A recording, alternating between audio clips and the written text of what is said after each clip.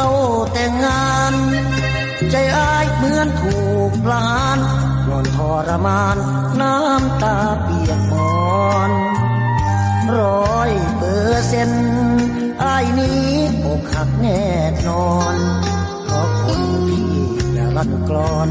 ห้องหอนอนไม่ใช่ตัวเรา